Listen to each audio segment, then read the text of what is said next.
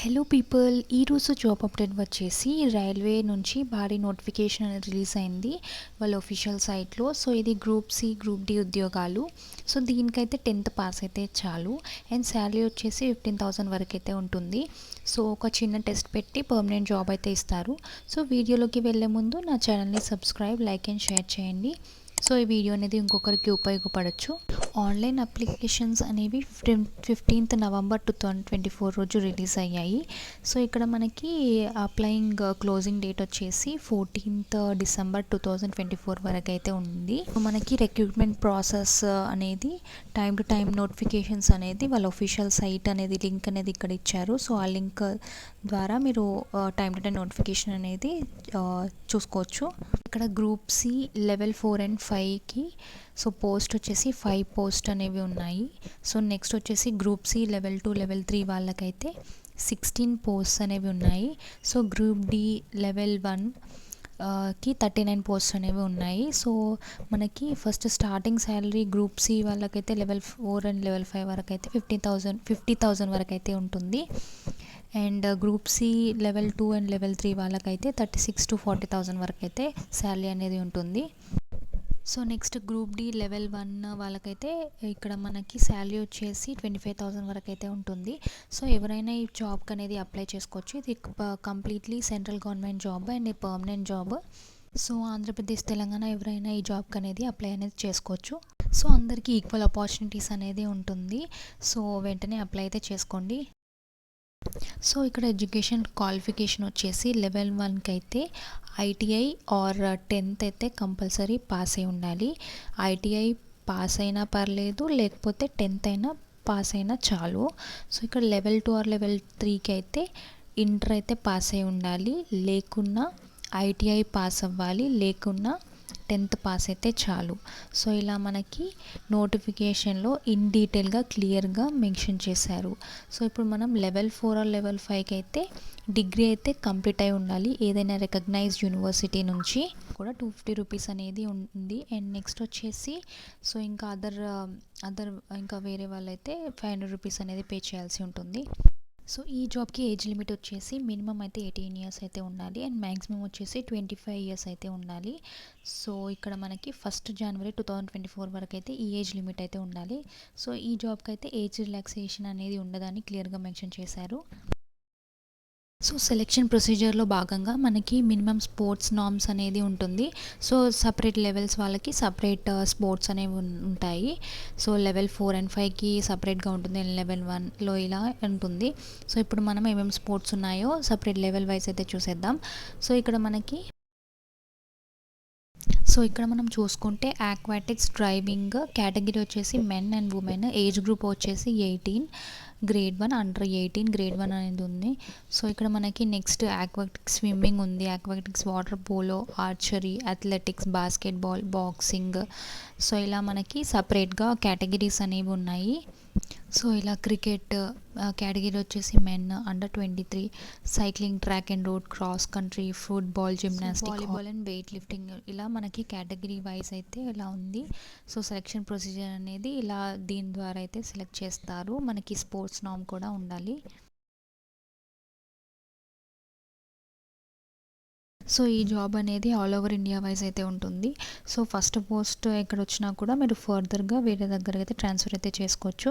So ఇక్కడ మీకు ఏ లెవెల్లో అయితే స్పోర్ట్స్ సర్టిఫికేట్ అవసరమో ఇన్ డీటెయిల్గా నోటిఫికేషన్లో క్లియర్గా మెన్షన్ చేశారు. సో ఇక్కడ మనకి సెలెక్షన్ ప్రొసీజర్ అనేది ఎలా జరుగుతుందంటే ఇక్కడ మనకి ఏ ఇంటర్వ్యూ అనే ఎగ్జామ్ అయితే ఉండదు. సో మనం ఎడ్యుకేషన్ క్వాలిఫికేషన్ నుంచి అయితే 10 మార్క్స్ అయితే ఉంటుంది. సో ఇక్కడ ముందుగా నేను చెప్పాను కదా ట్రయల్ టెస్ట్ అని. సో ఇది స్పోర్ట్స్ కోటా కింద కాబట్టి మన లైఫ్లో మనం స్పోర్ట్స్లో ఏమైతే అచీవ్మెంట్స్ అయితే సాధించామో సో దానికి ద్వారా 50 మార్క్స్ అండ్ 40 మార్క్స్ అయితే ఉంటుంది. టోటల్ అయితే 100 మార్క్స్ అయితే ఉంటుంది. సో ఇక్కడ మనకి కాల్ లెటర్ అనేది పోస్ట్ ద్వారా అయితే పంపిస్తారు. సో అదే మనకి ఫైనలైజేషన్ ఆఫ్ రిక్రూట్మెంట్ ప్రాసెస్ అని అనుకోవాలి. సో ఇలా సెలెక్షన్ ప్రొసీజర్ అనేది ఏ ఇంటర్వ్యూ లేకుండా, ఏ ఎగ్జామ్ లేకుండా అయితే ప్రొసీజర్ అనేది ఇలా ఉంటుంది. సో ఇక్కడ మనం చూసుకుంటే లెవెల్ 4 అండ్ లెవెల్ 5కి అయితే మినిమం క్వాలిఫైయింగ్ మార్క్స్ వచ్చేసి 70 మార్క్స్, లెవెల్ 2 అండ్ లెవెల్ 3కి అయితే మినిమం క్వాలిఫైయింగ్ మార్క్స్ వచ్చేసి 65.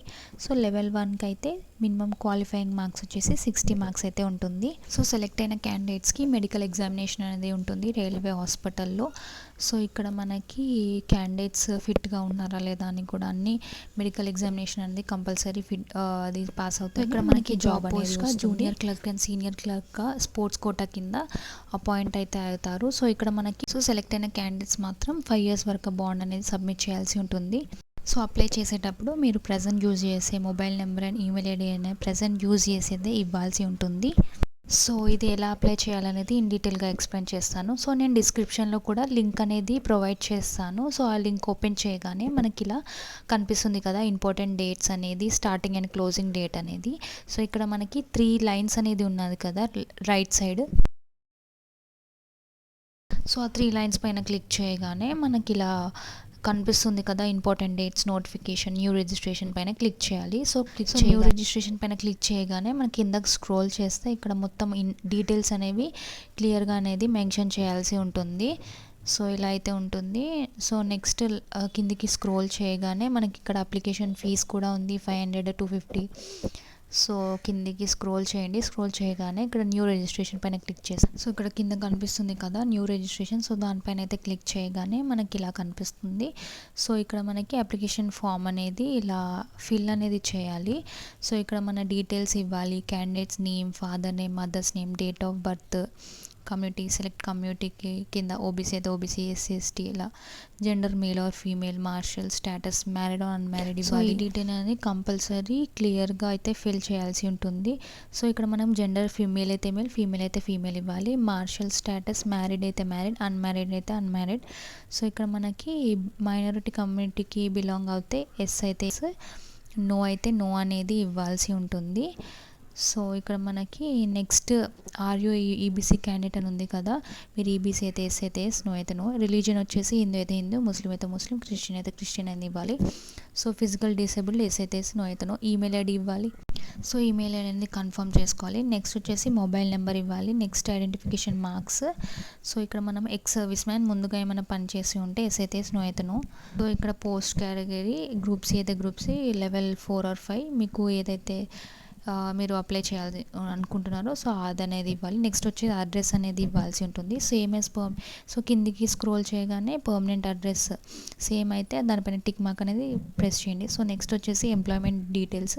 మీరు ముందుగా అయితే ఎంప్లాయీ అయితే ఎస్ అయితే ఎస్, నో అయితే నో పైన క్లిక్ చేయాలి. నెక్స్ట్ ఎడ్యుకేషన్ క్వాలిఫికేషన్ డీటెయిల్స్ అనేది ఇన్ డీటెయిల్గా అయితే మెన్షన్ చేయాల్సి ఉంటుంది. హై స్కూల్ మార్క్స్ కూడా మెన్షన్ చేయాల్సి ఉంటుంది. నెక్స్ట్ వచ్చేసి ఇంటర్మీడియట్, నెక్స్ట్ వచ్చేసి క్వాలిఫికేషన్ టైప్.